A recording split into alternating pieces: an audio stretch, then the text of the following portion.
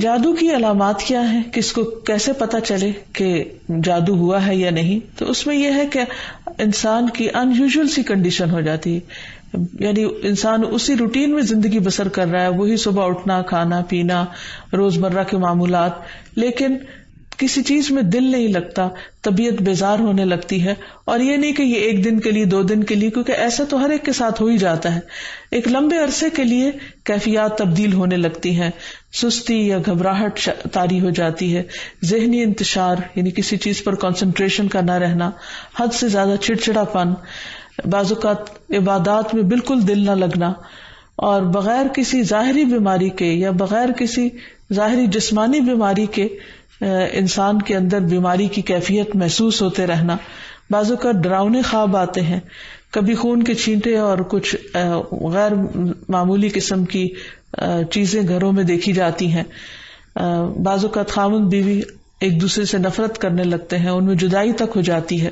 لیکن اس کا یہ مطلب نہیں کہ ان علامات میں سے کوئی ایک علامت کسی وقت انسان کے اندر پائی جائے تو انسان فوراً شک کرے کہ مجھ پر جادو کر دیا گیا،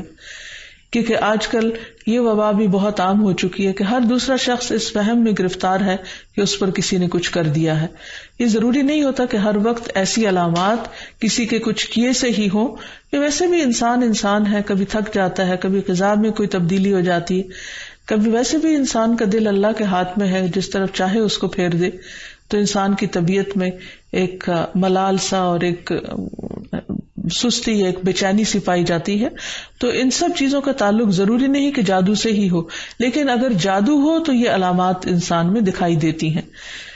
اب اگر کسی کے اندر ایسی چیزیں ہیں اور علاج کے باوجود، جسمانی علاج کے باوجود شفا نہیں ہو رہی، تو اس کے لیے ضروری ہے کہ انسان پھر روحانی علاج بھی کرے. روحانی علاج کے لیے ضروری نہیں کہ کسی بابے کے پاس یا کسی مذہبی بزرگ کے پاس ہی انسان جائے.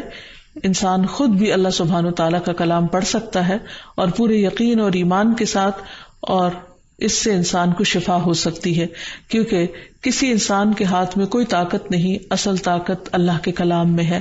جس کو پورے یقین اور ایمان کے ساتھ پڑھنا چاہیے.